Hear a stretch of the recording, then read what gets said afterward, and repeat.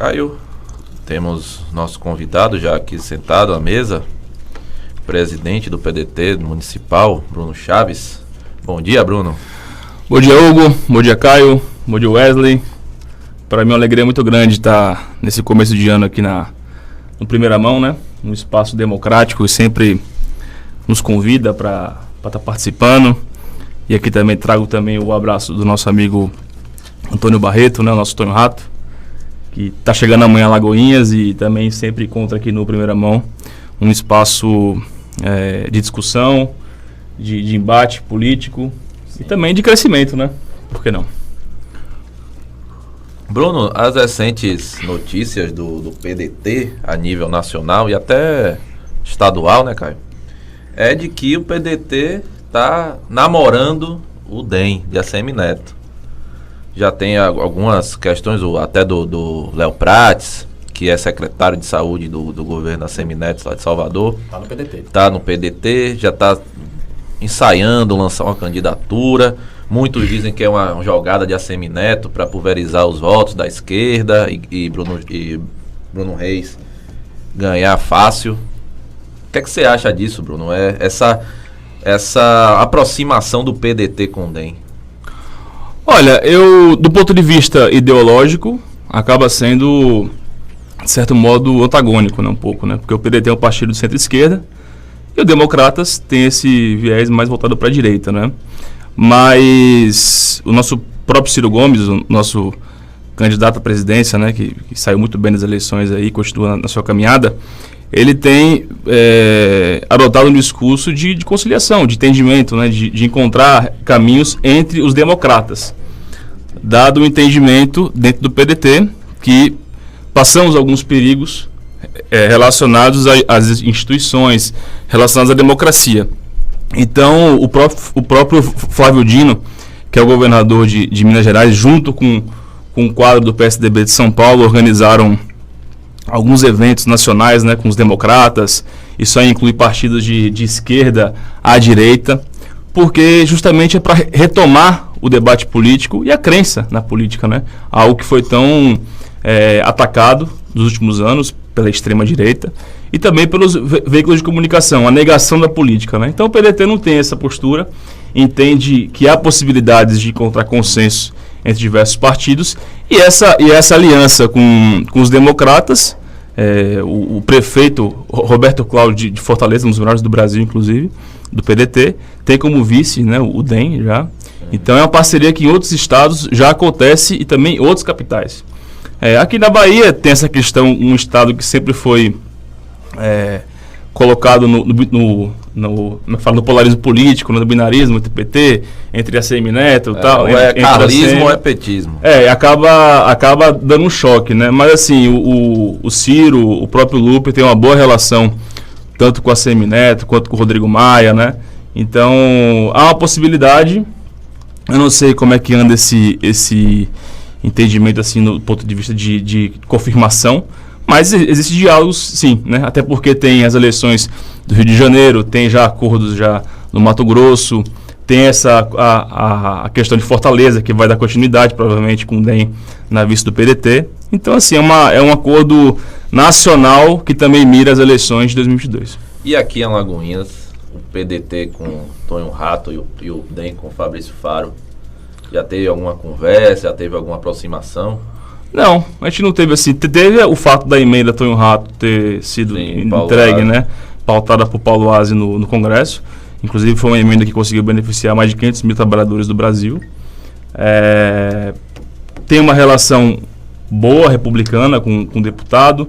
Temos uma admiração muito grande pelo Fabrício Faro também.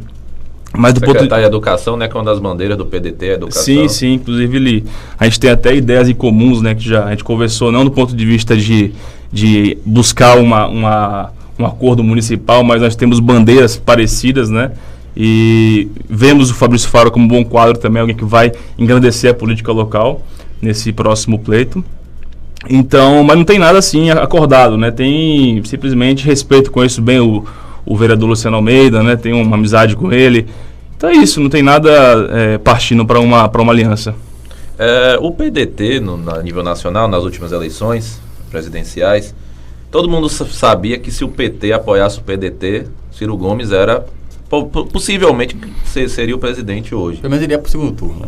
Não, e estaria na frente, porque o PT vinha com os eleitores os eleitores do PT de sempre, e o Ciro Gomes era uma figura mais agradável, mais palatável do que o Haddad, e provavelmente seria o presidente se o PT apoiasse o Ciro Gomes. O Ciro Gomes já disse que tinha um acordo com o Lula, que o Lula, caso não pudesse ser candidato, apoiaria o Ciro Gomes, e foi traído. O Ciro Gomes foi traído, e o Ciro Gomes vem eu vejo alguns vídeos do Ciro Gomes que ele esculhamba mesmo o Lula, esculhamba o PT e fala, o PT tem que mudar isso aí, essa visão de que o Lula é o líder, não dá mais isso, temos que mudar, a esquerda tem que mudar. Mudou o discurso, né? Isso. O Raimundinho Barreto, veio aqui, tem uma semana, né, Caio? Sim. Disse que existe uma conversa entre PSOL, PDT e PT. Não é? Não foi esses três? Que é o Luciano Sérgio, o próprio Raimundinho Barreto e o Antônio Rato. Eu e Caio aqui, quando ele falou isso, falou assim, olha, a gente bota a mão no fogo aqui que o PT é o cabeça de chapa. O PT não vai abrir para ninguém. Já essa história nacional do PT ter traído o Ciro Gomes falar muito mal do PT, vem falando muito mal do PT nos vídeos que ele faz. Essa aproximação PDT e PT aqui em Alagoinhas fica prejudicada? Olha, primeiro a gente tem que partir de duas questões separadas. O questionamento que Ciro Gomes faz e o PDT com relação à última eleição presidencial não é que o Ciro Gomes ou o partido se sentiram traído, né? Na percepção de uma visão humanista, né, progressista das coisas, o povo brasileiro, de um certo modo, foi traído nesse sentido, porque todos os indícios mostravam um cenário mais favorável para o Ciro Gomes nas eleições do que o PT, né, do que qualquer candidato que viesse a competir as eleições pelo PT. Foi o Haddad. E a eleição se desenhou da forma que foi. Então, havia uma grande rejeição, havia um cenário muito mais propício para o Ciro Gomes e para que aqueles partidos que pautam a defesa do povo brasileiro, né, a soberania nacional, a empregabilidade, os direitos trabalhistas, que tudo isso estava sendo posto, né, à mesa, a gente percebe que houve um entendimento de propiciar fazer uma bancada maior de deputados, e que foi feito. Agora é um direito natural de todos os partidos manter a sua candidatura ou não. Assim o PT fez, assim o PDT também fez, e hoje estamos com o presidente Bolsonaro eleito, diante desses muitos desafios postos ao povo brasileiro, sobretudo na perda de direitos. Em Alagoinhas, nós temos uma relação excelente com todos os partidos, né? Não só da esquerda.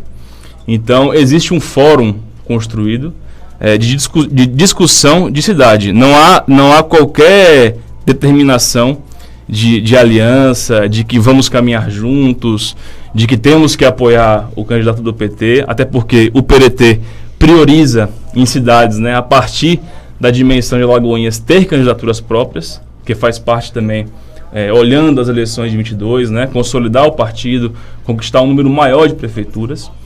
Mas nós temos um diálogo aberto, né, uma autonomia de estar entendendo esse jogo político municipal e escolhendo nossos possíveis aliados.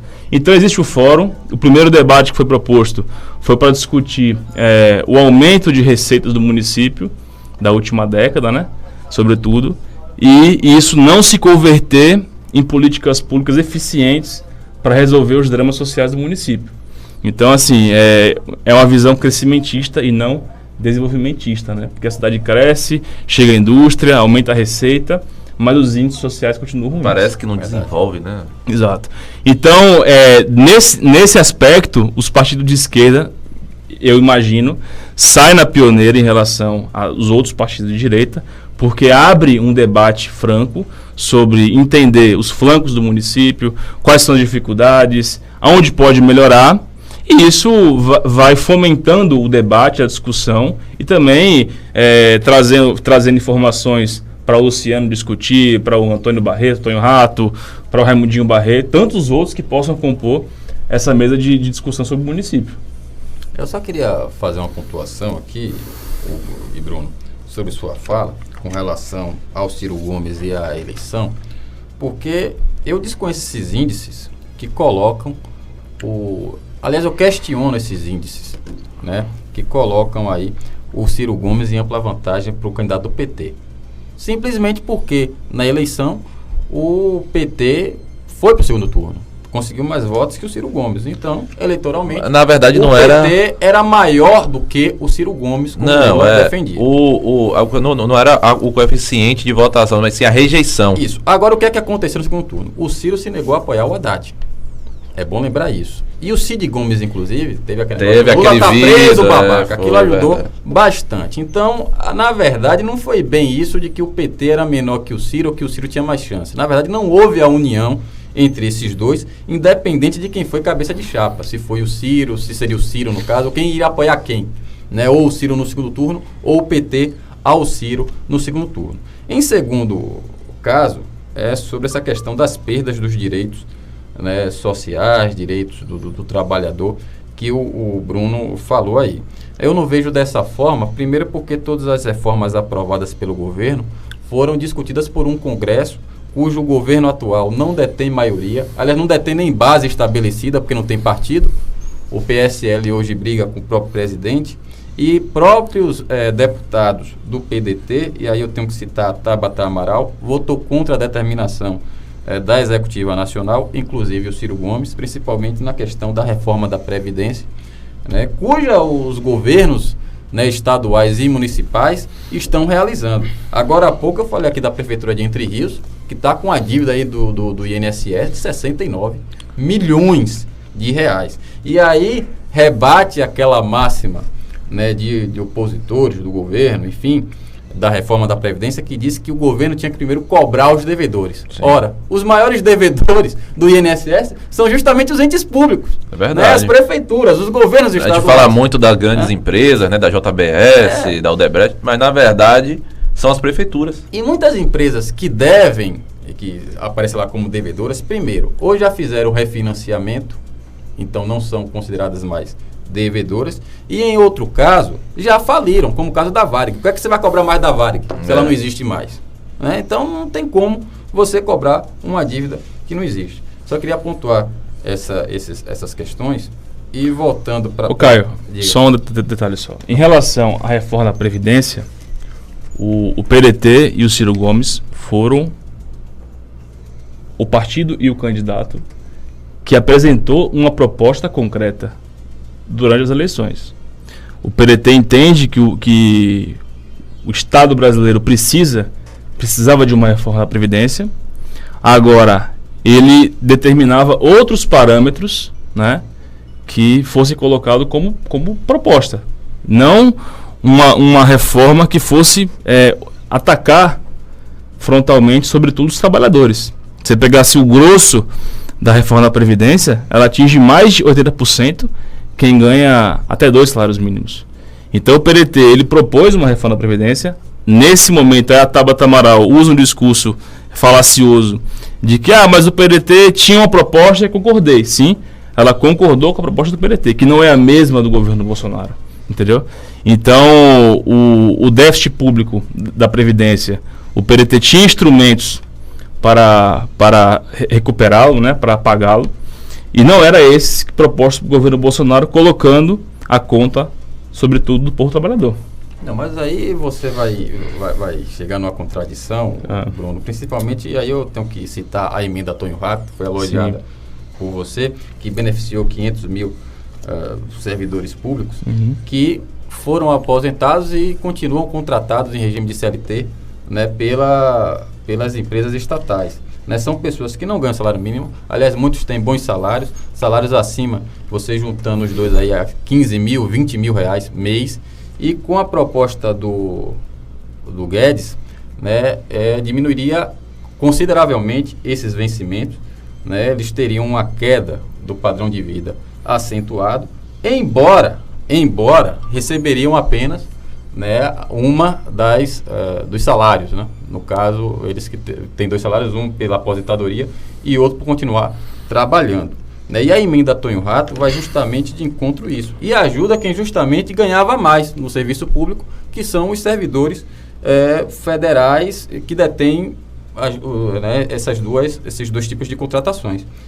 Ora, esse daí não beneficiou os trabalhadores com até 2 salários mínimos e foi apoiado, aliás, foi ideia de alguém do PDT, que foi o Tonho Rato. Mas aí é bem diferente, porque é o seguinte, imagine você, vamos supor que você tem um salário aqui no programa de R$30 mil por mês, né?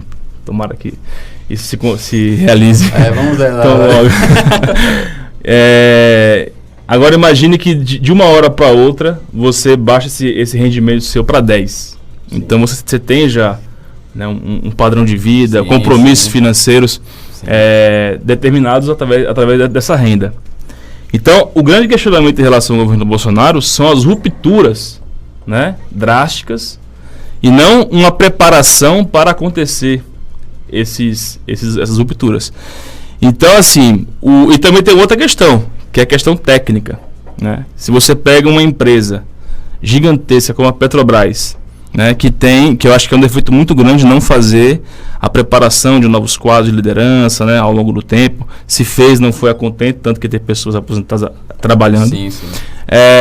Mas assim, você pegar uma estrutura produtiva, né, que tem pessoas, engenheiros, tem técnicos que trabalham naquela função, tem departamentos que dependem dessa especialização. Mas só uma correção, antes de você continuar, porque na verdade a contratação de alguém que já se aposentou é mais barata para a empresa do que você contratar alguém pelo regime mesmo, são mais direitos. Inclusive o próprio governo do estado, na educação, tem feito isso, né? Os professores que se aposentam têm sido recontratados, é dado um abono para esses professores, eles continuam trabalhando. Então, para o governo e para as empresas estatais, é mais vantagem você contratar alguém por CLT do que fazer concurso público.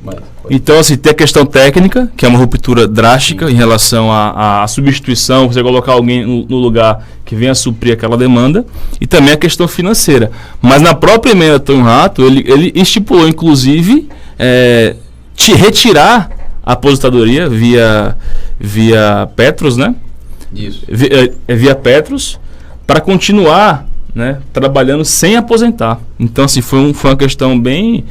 olhando o aspecto dessas famílias também em todo o Brasil. E conseguiu beneficiou pessoas que tinham um poder aquisitivo maior. Eu não estou condenando aqui o fato da diminuição do poder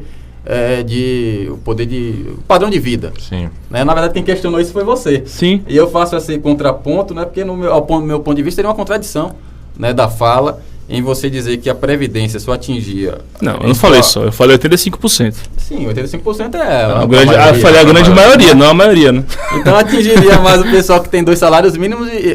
Mas foi essa a realidade. Mas eu estou dizendo que o governo gostaria também de atingir as pessoas que ganhavam mais. E a própria emenda Tonho Rato evitou isso.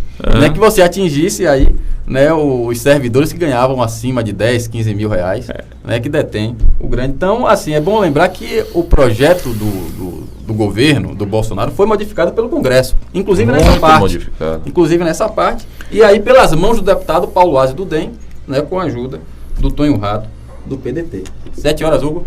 7 horas, termina a nossa primeira hora do programa Primeira Mão.